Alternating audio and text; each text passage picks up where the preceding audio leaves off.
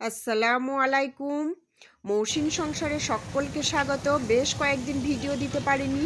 আজকে আমি আপনাদের সঙ্গে আবার চলে এসেছি একটা ভিডিও শেয়ার করতে। আমি আজকে এসেছি ইকো পার্কে বেড়াতে, আর সেই ভিডিওই আপনাদের সঙ্গে শেয়ার করছি। এখানে টিকিট কাউন্টারের সামনে এই যে সাইনবোর্ডটা দেওয়া আছে, এখানে টুইসডে টু স্যাটারডে 11টা থেকে 7:30 পর্যন্ত ওপেন থাকে। সানডে এবং যে কোনো হলিডেতে 10:30 থেকে 7টা এবং মানডে ক্লোজ। আমরা টিকিট নিয়ে গেটে টিকিটটা দিয়ে ভেতরে ঢুকে পড়েছি। এখন সামনে এগিয়ে চলছি। ভীষণ ভালো, খুব সুন্দর একটা জায়গা।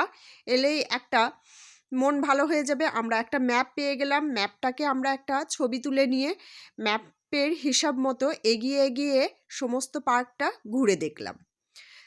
কারণ এভাবে যদি আপনি না এগিয়ে যান তাহলে সব কিছু দেখতে পাবেন না।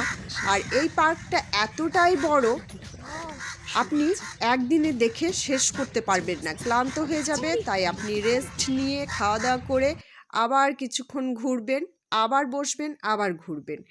একটা সারাদিন আপনি অনায়াসেই পার্কটা দেখতে দেখতে কাটিয়ে দিতে পারবেন। তা আমরা ঘুরতে ঘুরতে এই ওয়াটার লিলির পাশটা দিয়ে যেতে থাকলাম।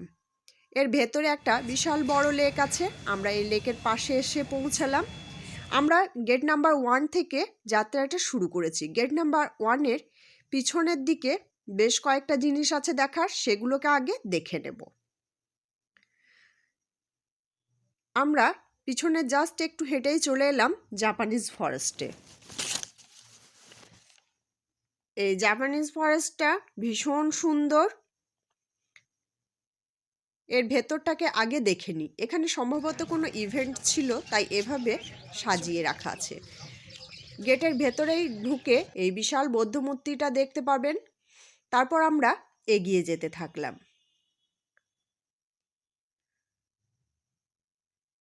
কিছুক্ষণ এগিয়েই দেখুন এই যে বৌদ্ধের বিভিন্ন মূর্তি দেখতে পেলাম। লাফিং বুদ্ধা, স্যাড বুদ্ধা, স্লিপিং বুদ্ধা, বিভিন্ন রকম মূর্তি আমরা দেখতে পেলাম। আবারও এগিয়ে চললাম। আমি একবারে এই ইকো পার্কটা সম্পূর্ণ দেখতে পাইনি। আমি এবছর অর্ধেকটা দেখেছিলাম, আর তার আগের বছর দেখেছিলাম অর্ধেকটা। কারণ এর সঙ্গে আমি হস্তশিল্প মেলাটাকেও দেখেছিলাম, তাই সম্পূর্ণ দিনটা এখানে কাটাতে পারিনি।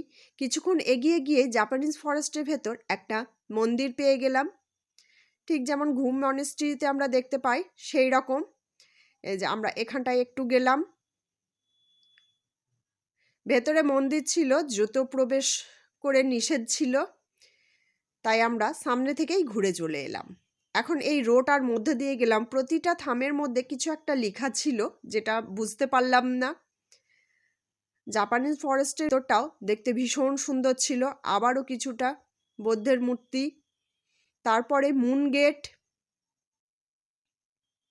মুন গেটের ভেতর দিয়ে ব্যাম্বু লাইট, এগুলো রাত্রিবেলা খুব সুন্দরভাবে জ্বলে ওঠে। এটা দেখে আমরা আবারও জাপানি ফরেস্ট থেকে বেরিয়ে চলে এলাম। এরপর আরেকটু গিয়ে আমরা দেখলাম আইফেল টাওয়ার। তবে আমরা এদিক থেকে এক্সিস্ট করিনি, কারণ আমরা পিছন দিক থেকে ঢুকিনি, আমরা 1 নম্বর গেটেই ঢুকেছিলাম। আপনারা যারা 4 নম্বর গেট হয়ে পুরোটা দেখে চলে আসবেন, তারা এদিক থেকে দেখে নিতে পারেন। তো এখন আমরা 2 নম্বর গেটের কাছাকাছি চলে এসেছি। এই যে টয় ট্রেনটা দেখতে পেলাম, কারণ টয় ট্রেনটা 2 নম্বর গেট থেকে 3 নম্বর গেটের মধ্যেই ঘোরাঘুরি করে। আপনারা এই যে সাইকেল দেখছেন, এই সাইকেলে আধ ঘন্টা 150 টাকা নেবে। আপনারা যতটা ইচ্ছা আধ ঘন্টার মধ্যে ঘুরে নিতে পারবেন। সামনে দিয়ে আমরা এগিয়ে গেলাম লেকের পাশ ধরে হাঁটতে হাঁটতে। ভীষণ সুন্দর জায়গা। কিছু দূর এগিয়ে গিয়ে আমরা একটা আর্টিস্ট কটেজ দেখতে পেলাম। আর এর পাশ দিয়েই, আগে থেকেই বলে দিচ্ছি, যদিও আমরা পরে গিয়েছিলাম, এর পাশটা দিয়েই আপনাদেরকে গ্রাম বাংলাটা যেতে হবে। মাঝের পথ দিয়ে গেলে কিন্তু খুঁজে পাবেন না।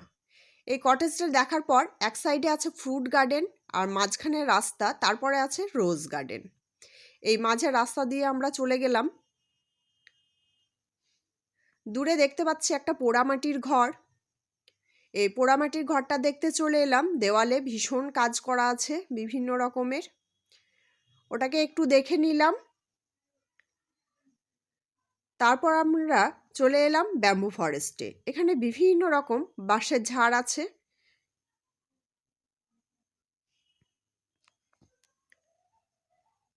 তারপর আছে ডিয়ার পার্ক, আর আছে এই ডিয়ার পার্কটা কিন্তু গেট নাম্বার 6-এ, আমরা ভেতর দিক থেকে চলে গিয়েছিলাম।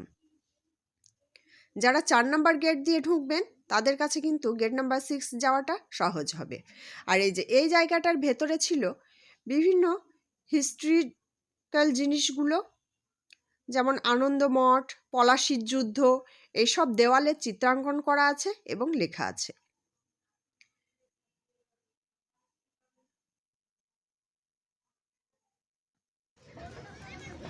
তারপর আমরা চলে গেলাম গ্রাম বাংলায়। এই যে দেখছেন মাটির কুটির, এখান থেকে 10 টাকা করে আপনাকে এক্সট্রা টিকিট কাটতে হবে। আপনি যখন ইকো পার্কে ঢুকবেন তখন আপনার টিকিট লাগবে 30 টাকা, 3 বছরের ঊর্ধ্ব থেকে। এরপর আমরা এই গ্রাম বাংলার ভেতরটার জন্য আলাদা টিকিট, তাই আলাদা টিকিট কেটে ঢুকে পড়লাম। পার হেড 10 টাকা। তবে একটা কথা বলে রাখি, অনেকে ভাববেন গ্রাম বাংলা তো গ্রামের লোকে কি দেখবে। তো এই গ্রাম বাংলা আজকের গ্রামের কোনো সঙ্গে আপনারা কিন্তু মিল পাবেন না। হ্যাঁ, কিছু কিছু জিনিস চাষবাস এগুলো দেখতে পাবেন। এই যে সাইকেল নিয়ে যাচ্ছে মেয়েরা পড়তে, তো এগুলো সবই দেখতে পাবেন। কিন্তু এই যে এরকম গরুর গোয়াল হয়তো অনেকে দেখতে পাবেন না। আর এই যে বিশেষ করে এই পাঠশালাটা, এটা আমরা দুর্গা আর অপুর গল্পেই পথের পাঁচালিতে পড়ে থাকি। মুদির দোকানি দোকান দিচ্ছে আর সঙ্গে পড়াশোনা করাচ্ছে। এটা কিন্তু আজকের গ্রামে একদমই দেখতে পাবেন না। পুকুর ঘাট, আর এখানে একটা জিনিস দেখলাম, এই মাটির ঘরগুলোতে কিন্তু 2-1টা ঘরে মানুষ বাস করেন। তো এই রিয়েলিস্টিকটা আপনারা এর ভেতরে দেখতে পাবেন। এরপর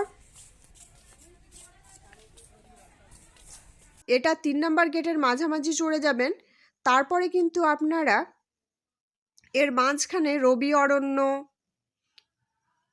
সোলার ড্যাম এগুলো সব দেখে নিতে পারবেন, রেন ফরেস্ট। তারপর 4 নাম্বার গেটের এগুলো দেখবেন 7 ওয়ান্ডার্স, ভীষণ সুন্দর। কলকাতায় বসেই আপনি 7 ওয়ান্ডার্স দেখে নেবেন। এটা পেট্রা নগরী, স্ট্যাচু,